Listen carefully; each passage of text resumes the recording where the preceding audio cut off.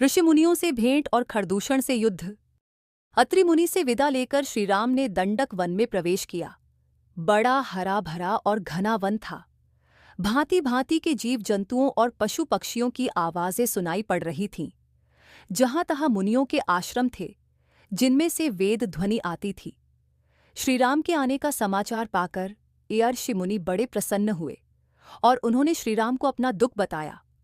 मुनि बोले, यहाँ वन में अनेक राक्षस तरह तरह का रूप बनाकर घूमते रहते हैं और अवसर पाकर हम लोगों पर हमला कर देते हैं। श्रीराम ने उनकी बातें ध्यान से सुनी और उन्हें ढाढ़स दिया। वह रात उन्होंने मुनियों के साथ आश्रम में ही बिताई। अगले दिन श्रीराम, लक्ष्मण और सीता ने और भी घने वन में प्रवेश किया। कुछ दूर जाने पर एक विशाल शरीर और लंबी भुजाओं वाला दानव मिला। उसने झपट कर सीता को पकड़ लिया और श्रीराम लक्ष्मण से डपट कर बोला, ढोंगियों, तुम कौन हो? मुनि का भेष बना लिया है और ऐसी सुंदर स्त्री लिए घूम रहे हो। यह मेरे काम की है, भाग जाओ। श्रीराम ने पूछा, तुम कौन हो? वह गरज कर बोला, मैं महाबली विराट हूं, जल्दी भागो, नहीं तो फाड़कर खा जाऊंगा। श्रीराम लक्ष्मण ने उन पर बाणों की वर्षा शुरू कर दी। विराट क्रोध से पागल हो गया। बाणों की वर्षा की कुछ भी परवाह न करके वह श्रीराम लक्ष्मण पर झपटा। दोनों भाइयों को अपनी लंबी भुजाओं में जकड़कर वह एक ओर को चल पड़ा। यह देखकर सीता जोर जोर से रोने चिल्लाने लगी। श्रीराम लक्ष्मण ने उसके दोनों हाथ मरोड़कर तोड़ डाले। तब राक्षस जमीन पर गिर पड़ा। श्रीराम लक्ष्मण ने एक बहुत बड़ा गड्ढा खोदा और उसका वध करके जमीन में गाड़ दिया। वहां से चलकर श्रीराम शरभंग मुनि के आश्रम में पहुंचे। शरभंग मुनि ने कहा, आपके दर्शन से मेरी लालसा पूरी हुई। आपने अच्छा किया कि यहाँ आ गए। अर्षि मुनियों की रक्षा हो जाएगी। आपको देखने के बाद अब मैं और कुछ नहीं देखना चाहता। इतना कहकर शरभंग मुनि जलती हुई चिता में समा गए। अनेक अर्षि मुनि वहां जमा हो गए।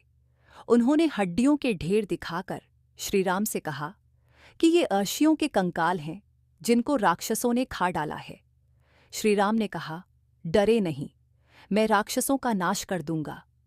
अब श्रीराम सुतीक्ष्ण मुनि के आश्रम में पहुंचे। सुतीक्ष्ण मुनि अगस्त्य ऋषि के शिष्य थे और भगवान के बड़े भक्त थे। श्रीराम का स्वागत सत्कार कर उन्होंने भी राक्षसों के अत्याचार की कहानियां श्रीराम को सुनाई। उस दिन श्रीराम, लक्ष्मण और सीता मुनि सुतीक्षण के आश्रम में ही टिक गए। अगले दिन वे फिर चल पड़े और दंडक वन के विभिन्न स्थानों में रहे। सीता जी कहती, आर्यपुत्र, वन में रहकर राक्षसों से बैर मोल लेना मुझे ठीक नहीं जान पड़ता। श्रीराम ने उत्तर दिया, सीते, हम लोग क्षत्रिय हैं। हमारा धर्म है पीड़ितों की रक्षा करना, शरण में आए हुए की मदद करना। राशियों को मैं भगवान भरोसे कैसे छोड़ सकता हूँ। इस प्रकार दंडक वन में घूमते घूमते 10 वर्ष बीत गए। लौटकर वे फिर सुतीक्षण मुनि के आश्रम में आ गए। सुतीक्षण ने उन्हें अगस्त्य ऋषि से मिलने का परामर्श दिया। सुतीक्ष्ण के आश्रम से 5 योजन दूर आर्य श्रेष्ठ अगस्त्य ऋषि का आश्रम था। श्रीराम, लक्ष्मण और सीता उसी ओर चल दिए। मार्ग में श्रीराम ने बताया कि भगवान अगस्त्य ही सबसे पहले विंध्याचल को पार कर यहाँ आए। उन्होंने ही दक्षिण दिशा का द्वार खोला। उनसे राक्षस डरते हैं और उन्हीं के भरोसे दूसरे ऋषि यहाँ आ पहुँचे हैं। उनके दर्शन कर आज हम धन्य होंगे। उन्हीं की आज्ञा से हम वनवास का शेष समय काटेंगे। श्रीराम के आने का समाचार पाकर अगस्त्य ऋषि बाहर आए। राम, लक्ष्मण और सीता ने उनके चरणों में प्रणाम किया। मुनि ने सबको आसन देकर कंदमूल फल खाने को दिए। श्रीराम को तरह तरह के उपदेश देकर बोले, अच्छा किया आप यहाँ तक आ गए। मैं स्वयं आपसे मिलना चाहता था। आपका सब हाल मैं जान चुका हूँ। आपकी शक्ति भी जानता हूँ। राक्षसों को मारकर जनस्थान की रक्षा करना आपका काम होगा, जिससे अर्षि मुनि यहाँ बेखटक झप तप कर सके। यह कहकर अगस्त्य ऋषि ने दिव्य अस्त्र शस्त्र श्रीराम को दिए। श्री विष्णु से प्राप्त महाधनुष दिया, ब्रह्मा से मिला हुआ एक अमोघ बाण दिया और इंद्र से मिले हुए तरकश दिए, जो सदा बाणों से भरे रहते थे। सोने की मूठ वाला एक खड्ग भी उन्होंने श्रीराम को दिया। श्रीराम ने इन दिव्य शस्त्रों को सिर से लगाकर ग्रहण किया। तब मुनि ने श्रीराम से कहा, यहाँ से 2 योजन दूर गोदावरी नदी के किनारे पंचवटी नामक एक स्थान है। वनवास का शेष समय वहीं व्यतीत करो। सीता और लक्ष्मण सहित रामचंद्र जी पंचवटी की ओर चल दिए। मार्ग में उनको भयंकर शरीर वाला एक गिद्ध मिला। दोनों भाइयों ने समझा कि वह कोई राक्षस है, परंतु गिद्धराज ने उन्हें पहचान लिया और वह मधुर वाणी में बोला, मेरा नाम जटायु है। मैं तुम्हारे पिता दशरथ का मित्र हूं। वनवास में मैं तुम्हारी हर तरह से सहायता करना चाहता हूं। श्रीराम ने पिता के समान उनको आदर दिया और उनको साथ लेकर वे पंचवटी की ओर गए। पंचवटी पहुंचकर लक्ष्मण ने गोदावरी नदी के किनारे बड़ी सुंदर कुटिया बना ली। सीता जी को वह कुटिया बड़ी अच्छी लगी। सीता जी और श्रीराम दोनों ने लक्ष्मण जी को अनेक आशीर्वाद दिए। पंचवटी का वास श्रीराम को बहुत अच्छा लगा। वे गोदावरी के किनारे किनारे कूंजों और वनों की शोभा निहारते फिरते। लक्ष्मण उनके लिए फल मूल इकट्ठा करते और रात में कुटिया पर पहरा देते। इस तरह 3 वर्ष हो गए। एक दिन श्रीराम, लक्ष्मण और सीता अपनी पर्णकुटी के सामने बैठे हुए थे। इतने में रावण की बहिन शूर्पणखा उधर आ निकली। श्रीराम के रूप को देखकर वह विकल हो गई। उसका मन काबू के बाहर हो गया। सुंदर वेश बनाकर, बन ठनकर वह श्रीराम के पास आई और बोली, हे रूप निधान सुनो, मैं विश्व विजयी लंका के महाप्रतापी राजा रावण की बहिन हूँ। संसार में मेरे समान कोई दूसरी सुंदरी नहीं है। तीनों लोकों में खोज हुई, पर मेरे अनुरूप कोई वर नहीं मिला, इसलिए अब तक कुमारी ही हूँ। तुम्हें देखकर मन में आया है कि विवाह कर लूं। मेरी तुम्हारी जोड़ी अच्छी रहेगी। तुम्हारी यह स्त्री सीता बड़ी अभागिनी और कुरूप है।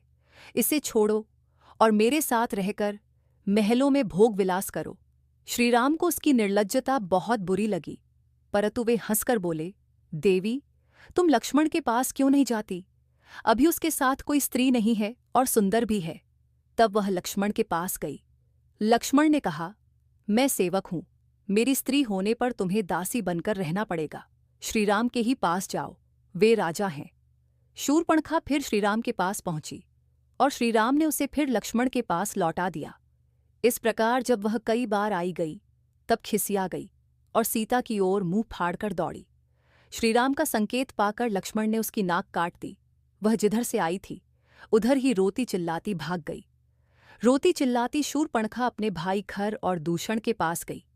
वे रावण के सौतेले भाई थे और उसी के आदेश से जनस्थान में सेना सहित रहते थे। त्रिशिरा उनका सेनापति था।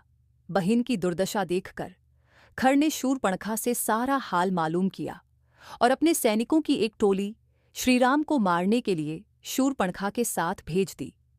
श्रीराम ने बात ही बात में सब राक्षसों को मार डाला। शूर्पणखा फिर खर के बल पौरुष को धिक्कारने लगी। एक मनुष्य द्वारा अपना अपमान देखकर खर को बहुत क्रोध आया। अपनी समस्त सेना लेकर उसने श्रीराम पर चढ़ाई कर दी। उधर बड़ी भारी सेना आते देखकर श्रीराम ने सीता जी को लक्ष्मण के साथ सुरक्षित स्थान पर भेज दिया और स्वयं युद्ध के लिए तैयार हो गए।